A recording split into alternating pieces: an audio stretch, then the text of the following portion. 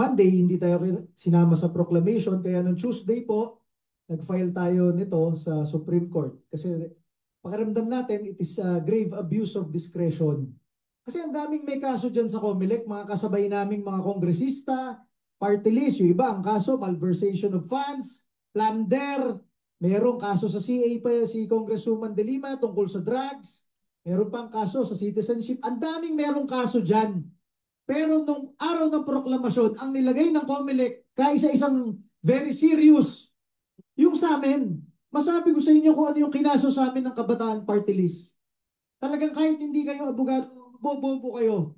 Kinasuhan kami ng vote buying noong 2019.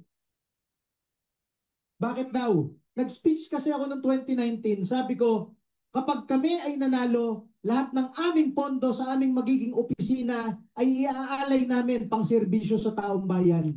Wala kaming kukurakutin kahit piso. Yun yung statement ko sa speech ko. Kinasuhan ako ng Kabataan Party List ng vote buying.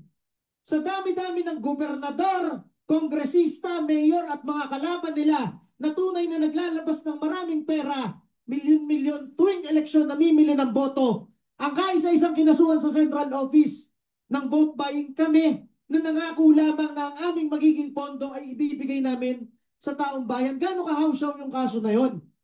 At yun yung sinasabi ng COMELEC na very serious kaya kami nakahold ngayon. Pangalawa, ang pangalawang kaso sa amin ng Kabataan Party List, nag-speech daw ako noong 2019, ang sabi ko, kapag kami nanalo sa Kongreso, dedebatihin namin kayo hanggang maubos kayo sa Kongreso. Mahilig tayo makipagdebate. Si Jim Paredes nga, sinugod natin sa EDSA para debatihin. Yes, boss.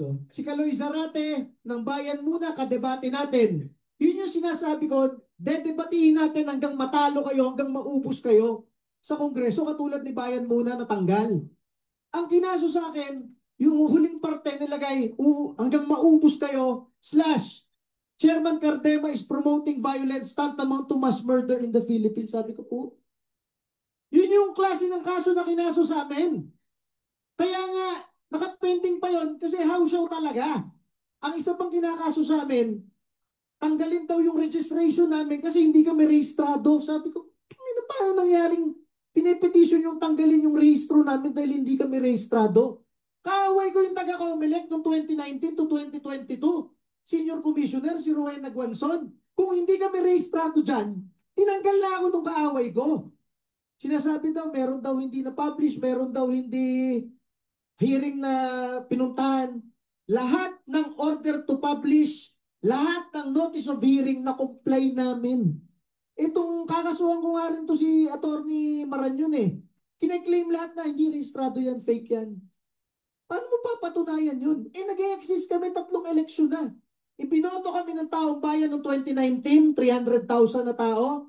Binoto kami ng 2022, 600,000 na tao. Ibinoto kami ng lampas 2 milyong Pilipino ngayong 2025. Pinakamataas na boto ng mga pulis at sundalo, pinakamataas na boto ng mga OFWs at ng maraming Pilipino. Ano sinasabing hindi kami nag-e-exist? Yun yung kaso sa amin noong 2019.